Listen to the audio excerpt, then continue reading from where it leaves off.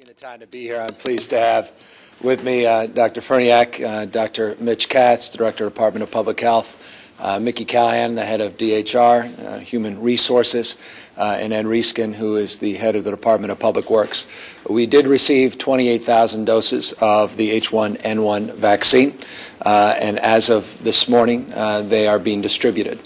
They will be made, however, available to new patients that are not existing patients on Thursday at 10 specific clinics, and we will give you that information if you haven't already received the locations of those 10 clinics where the H1N1 is going to be made available.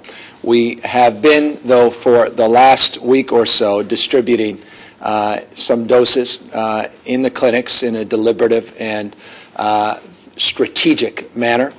Most of those have been by nasal. Now with the 28,000 vaccines that have come in, we will do the traditional vaccinations, again, starting Thursday, but those that already have patient-doctor relationships, they're already receiving them as we speak.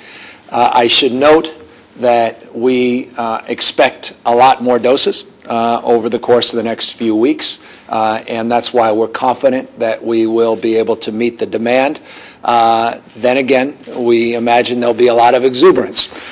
So I can't say that with assurance, but nonetheless, we're confident that we'll be able to meet the demand. We've got a lot of volunteers, and the reason Mickey is here to talk about a lot of city employees that are deputized to provide the support at these clinics to deal with what we imagine will be some long lines.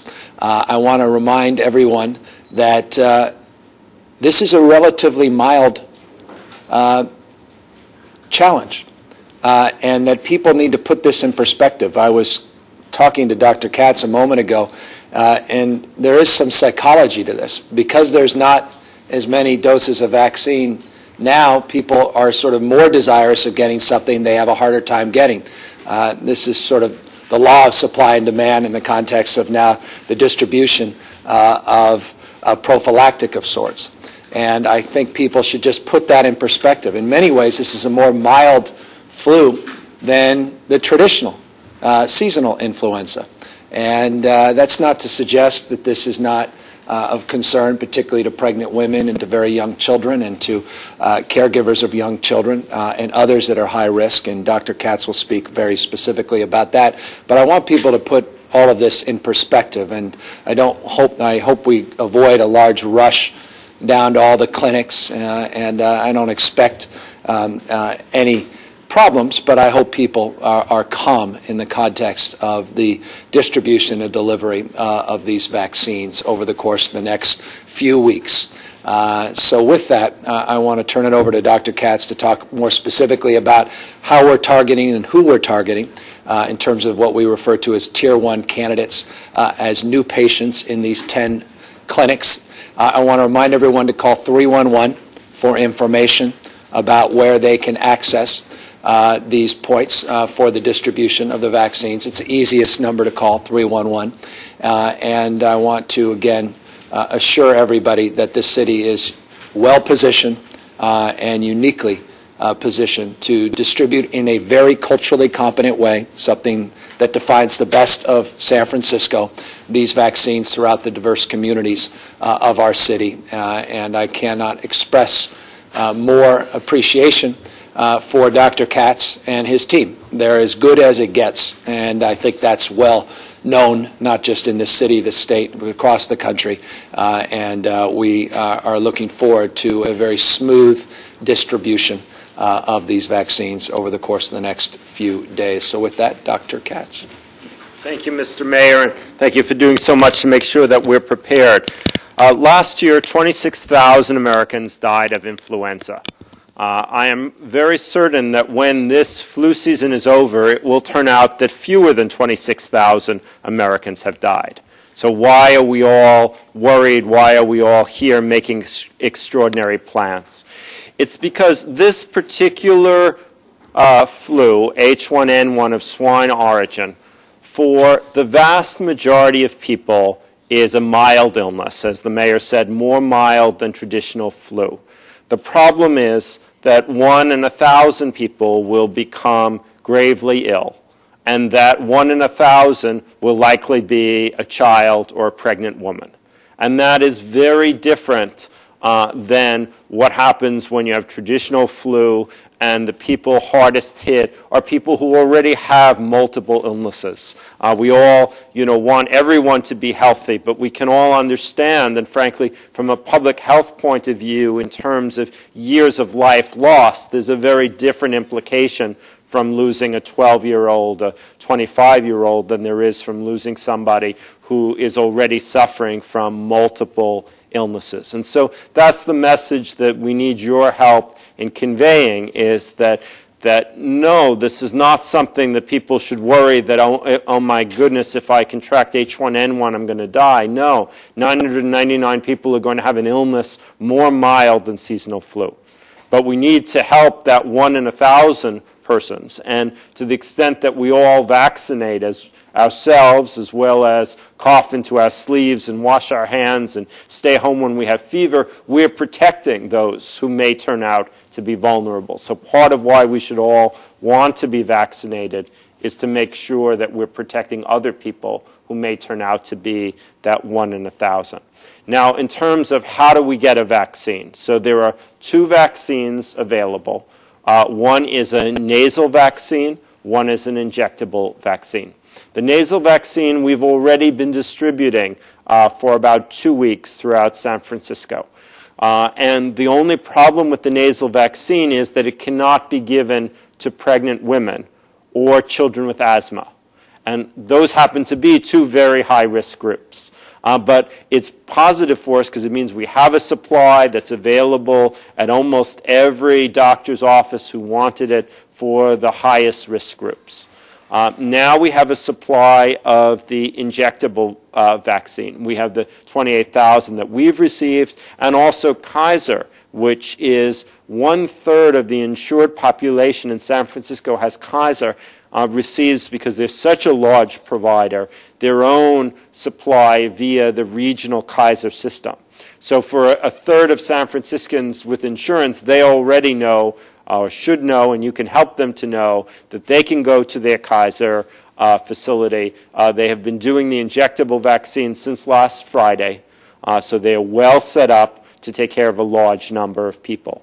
Now, we in the public health sector, we will do the same for our patients, and as the mayor has explained, we already started this morning giving the injectable vaccine to anyone who is our existing patient. We also recognize that there are a group of people who either don't have a doctor, or they may not want to wait until their doctor has the injectable vaccine. We don't know exactly when that will happen.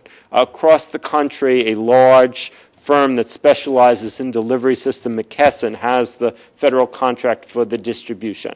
And as you can imagine, across the country, there are hundreds of thousands of sites, and it's not possible for every site to receive the vaccine at the same time. So far, Kaiser has it, and now we have it. Soon, other places will have it as well. We want it to be available in as many places as possible. But recognizing that some people do not have a doctor, or they don't want to wait until their doctor has it, we have set up clinics that we will be running starting on Thursday, and I saw Joe walking through, passing you out the names of the places, and we'd certainly appreciate it if you would make sure that people, your viewers or readers, know to either call 311 or actually print the locations where people will go due to the great work of Mickey Callahan. We're going to have enough volunteers so that it will be a very smooth process. It's a quick vaccine. And so we anticipate that we can do a distribution that is very easy. I also want to tell people that not to be preoccupied. Did they go to school with someone who had H1N1? We've had a few scattered calls. People very worried. It turns out that H1N1 infected somebody in their school. All of us, are likely to be exposed to H1N1 if we haven't been already. It is the dominant flu virus already in San Francisco. Unless you're actually going to stay, in your own room and have no contact, you are going to come in contact with someone. The person who has H1N1 is the exception, because remember, we're not asking people to go to the doctor, because that would just make our epidemic worse. We want people to stay home. The upshot then is that we don't really know who has H1N1 versus the usual illnesses that affect people in this time. Other causes, you could have regular seasonal flu, you could have a bad sore throat, you could have a stomach virus. Many things give people nausea, headache, and fever. So we won't really know all of the people who have H1N1. The only people we actually do cultures on are those people who are serious enough to require hospitalization. And frankly, in those cases, we do it to make sure they don't have something else. It isn't even really to diagnose H1N1. It's to make sure that we're not missing something, that there isn't someone with a serious respiratory illness who we're treating for H1N1 and they really have another cause that we need to treat. So we all need to get vaccinated. We need to make sure that we're not exposing people by staying home, coughing into our sleeve, washing our hands, getting vaccinated. There will be enough vaccine. We are almost certain for this week's effort, and we hope that in the next time, before we're doing more of these clinics, we have a larger supply. So with that, I'm going to turn it over to Mickey to explain how, under the mayor's leadership, the city is going to make sure that the clinics run smoothly for this large effort. Thank you, Dr. Katz, Mr. Mayor. City employees are automatically, pursuant to state law, designated as disaster service workers, so they all have a responsibility in the event of any kind of an emergency to step forward as required and perform related duties which may be different from their normal duties. We are, as you've heard from Dr. Katz, this is a very large effort. We expect a lot of people coming in for their vaccinations. There's a lot of registration, crowd control, moving of materials. So people who do all of the work associated with this need not be medical professionals. So our first call out, which is going out today, is to city employees to say, if you can be spared from your normal duties, please let your supervisor know, and with their approval, you can be voluntarily, temporarily reassigned to work at some of these clinics to help with the distribution of the vaccine. In addition, we are seeking help from the public. Because of the declaration, the federal declaration of emergency under Kathleen Sebelius, we have the ability to also register volunteers, non-city employees, as disaster service workers. So the Department of Human Resources is tomorrow opening up its Emergency Volunteer Center. This is some of you may remember we did this during the Costco-Busan oil spill. We registered volunteers, swore them in, gave them badges, oriented them. It's the same kind of system. We'll be opening up our volunteer center tomorrow at our Department of Human Resources headquarters at 1 South Van Ness Avenue. And we will, from 12 to 8, we will be registering volunteers. These individuals must be 18 years or older. According to state law, they must be U.S. citizens. They must bring a Social Security number and a government-issued ID, and they must complete a fingerprinting process and conviction history check. The two individuals who are running that Emergency Volunteer Center are here. Marie DeVera, please wave your hand in the air, or your file, and Laura Dancer. So I want to thank them for their efforts. They're two of the most organized people I've ever met in my life, so we're in good hands. So we'll be registering people. We ask for your help in promoting this volunteer opportunity. People can sign up for 1 shift or 2, whatever their schedule allows. And I have some information here about that, which I'll be happy to share. All right, thanks, thank you. And Ed, do you want to just, in terms of the distribution sites, just give a quick update what you guys are doing? Yeah, just in addition to the response to the call for volunteers from the Mayor and Department of Human Resources, Department of Public Works is assigning crews of folks with flatbed trucks and forklifts to support the logistics effort of the Department of Public Health. There's a lot of material to be moved to get to the point from where it comes in to the various clinics and other places the department designates. So we're supporting that function at the direction, and it's right now it's somewhat fluid as the whens and wheres of when the vaccine will come in and need to be delivered are in flux. But as of today, we're supporting that effort, and we'll be working with the Department of Public Health throughout to make sure that the vaccine gets to where it needs to go. Perfect. So happy to answer any questions.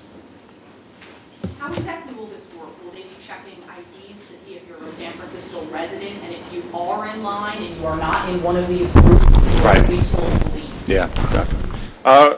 We will not be checking residency, and in part because, of course, this is a federal effort. I should mention, by the way, all the vaccine is free, no cost to people for being immunized, either as an established patient or through the special visit. It's a federal program, so there's no reason to worry about whether people are from out of county. In terms of the other issue, our call is that for people to pay attention to who's most vulnerable.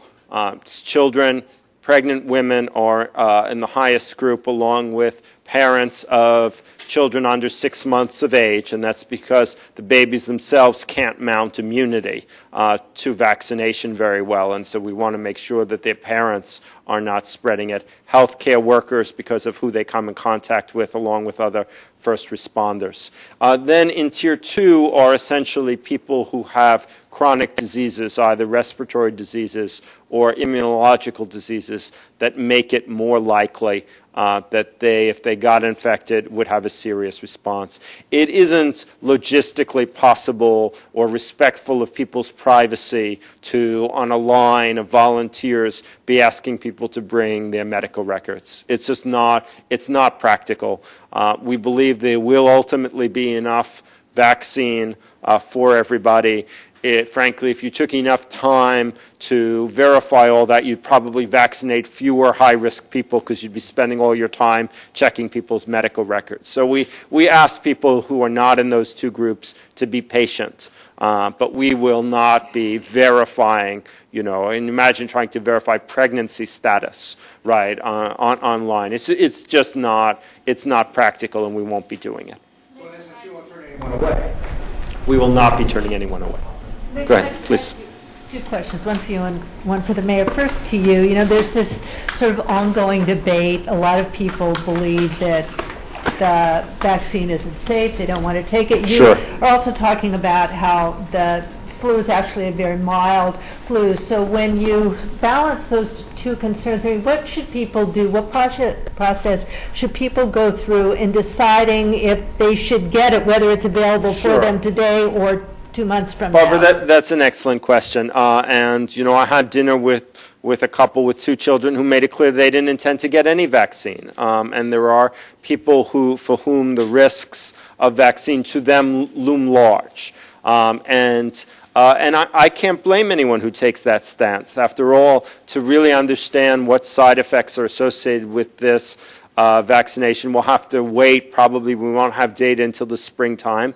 And frankly, because there is no placebo arm, in other words, there's no group of people not getting vaccine, and that's been traditionally true, it's been very hard to ever figure out definitely whether or not vaccinations are associated with serious side effects, and it continues to be argued.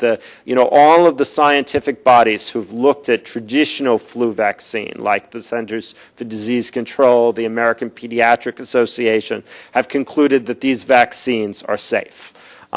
That being said, if somebody, had a serious concern, I would certainly understand it. I would counsel them that one alternative they might want to think about is a nasal vaccine, because the nasal vaccine, they're simply getting the virus itself, which has been processed to be less virulent. It's called an attenuated virus.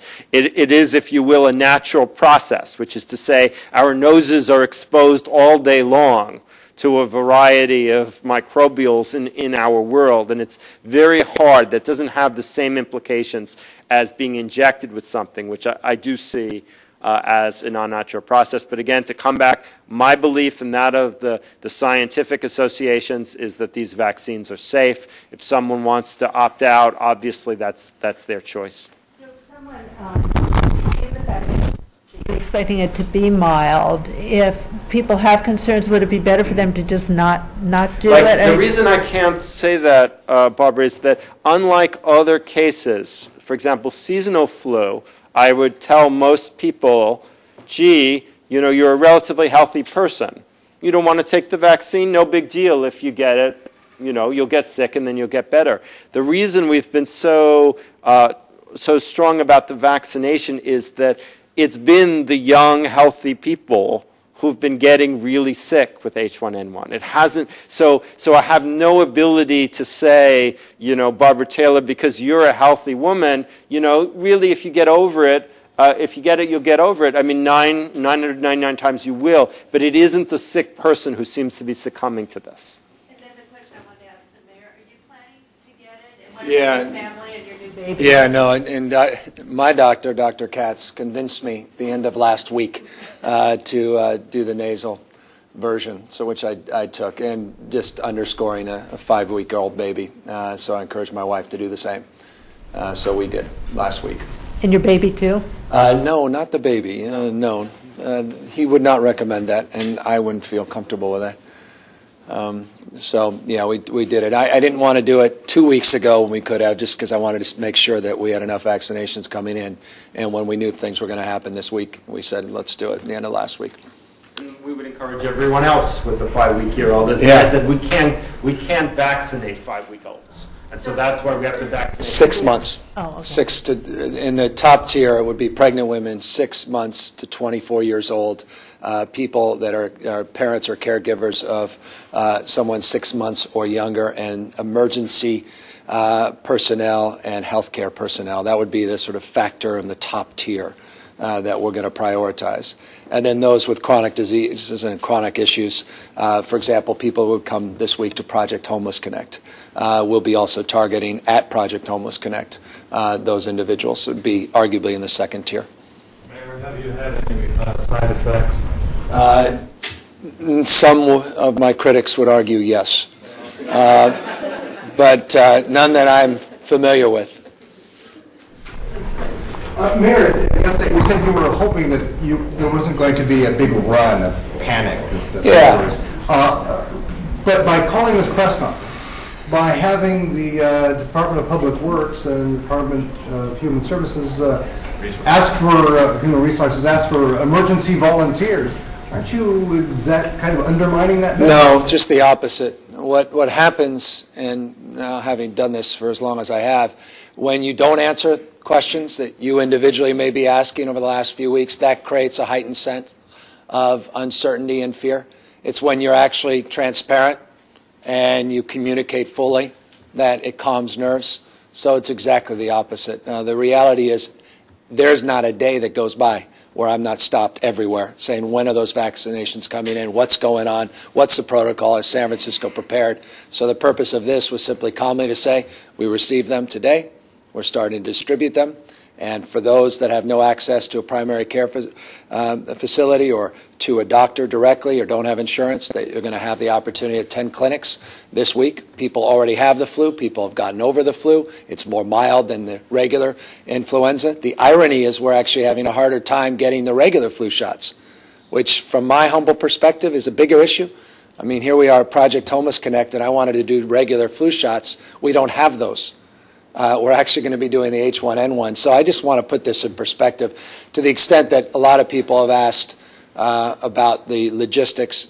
We also had DPW and DHR here. But no, I think we've been pretty good at being consistent. We've had 4 or 5, I'm not sure you've been to the other ones, but 4 or 5 of these over the course of the last 6 to 9 months just to walk people through this in a reasonable way.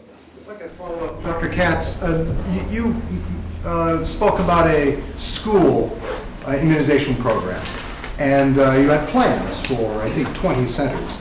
What happened? In working with the school district, as well as sort of our suppliers, we found that it would be easier to deal with both consent issues, because, of course, children can't consent themselves. And if we did them at their own doctor. It also, because with both vaccines coming, then there became an issue of it's medical need that determines whether or not you get the nasal vaccine or the injectable vaccine. And so in the end, we thought that it would probably make more sense. We also, at the time we were doing school, we didn't know that Kaiser would be getting their own supply. And so that took such a large group of kids, because thanks to the mayor's Healthy Kids and Healthy Families, we have 99% insured kids. So there effectively are almost no uninsured kids in San Francisco. So once it turned out that Kaiser was getting it, given how large their proportion of insured kids, we felt that going with the provider was the easier model. Why? Well, let me get just this, Barbara, one other. Isn't 100,000, which was originally expected. Also, when's the next shipment going to come in? Also, well, just answer that one. Okay, so let's start. So yes, it's not as large, but it's not the final shipment. But we don't have a date now. We anticipate next week, but that could change. I mean, we didn't know for sure we were going to get it on Friday until we got it on Friday. So, I feel the same way about a shipment next week. But the question I was going to ask, and actually goes back to a comment that Mayor Newsom just made about not the swine flu, but the regular flu. Just the city, I guess, it has some kind of shortage. I'm just curious of why every drugstore in town seems to have plenty of flu vaccine. They're selling shots. Right. They're frankly not that cheap, but the city can't seem to get the vaccine. I mean, is there what's Good, the Barbara. story behind So that? Walgreens is just about out, because I know that from calling in a prescription this morning for a patient and was told that pharmacy was no longer doing it. So basically what happened, which wasn't certainly planned, is that there are 4 or 5 major vaccine manufacturers. And that's a good thing. We don't want one manufacturer doing it, because if then there's a problem in that plant, then you have no vaccines. So different groups arranged several months ago to buy it from different manufacturers. So I choose manufacturer A and Walgreens chooses manufacturer B. So if you happen to choose a manufacturer that didn't have processing plans, you got it ahead of time. Now it's just about run out. Well, I think it's very ironic, as the mayor said, that we're going to have at Project Connect the H1N1 and not the seasonal. From a medical point of view, it's not a terrible problem, because typically seasonal flu, the worst months are January, February, March. So ideally, you want people immunized 2 months before, because that's when you get the major rise in antibody levels, which would correspond to a November vaccination. So a lot of why we went early this year was because we knew we would be in the middle of H1N1, and we wanted to try to get as much done as possible. So right now, there's almost no circulating seasonal flu. That doesn't mean there won't be seasonal flu in January. And again, for those of you interested in scientific things, that's part of the irony. You're not supposed to have flu in the month of October. And that's one of the ways H1N1 swine origin is different. Flu season is January, February, March. Why do we have it now? Because H1N1 swine is different. It's different in when it comes, it's different in its severity, and it's different in who it affects. They held these clinics in Los Angeles last week. The lines were massive. People waited all day. The clinics here are 3 hours. When people are lined up, are you going to shut them down at 7? And will you hold certain doses back to make it all the way through Saturday? Right. So what we're going to do, again, we hope that by doing it on Thursday and starting our own patients today, and Kaiser began on Friday, and we've been doing the nasal one for about a week and a half, is that some of the pent-up desire will be met before we hit Thursday, right? And that's why I wanted to do this in as organized and deliberate a manner as possible. And I think, so again, if you think, well, Kaiser has 1/3 of the lives in San Francisco, and they've been doing it already. So I figure, okay, so a third of people are basically taken care of, and I just have to worry about the other two-thirds. So my hope is that we get a lot of vaccine done and that we don't have long lines. Will I keep it open? It will depend on the logistics. I mean, I can only keep it open to the extent I have a sufficient number of volunteers. Otherwise, we'll tell people, it's okay. This is, you can get vaccinated tomorrow. You can get vaccinated next week. We're not talking life and death medication here.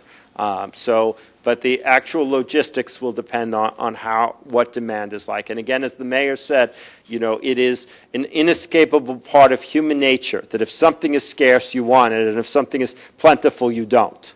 And so I just have to, it could ultimately be, as crazy as it sounds, that the shortage is a wonderful thing. Because early on, people were really worried when they thought the supply was going to be big that no one would take it. So it may be that the sort of irony is that the shortage creates demand.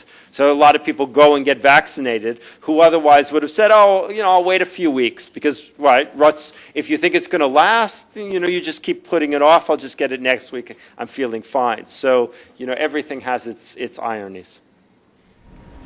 Okay. Thank you very much.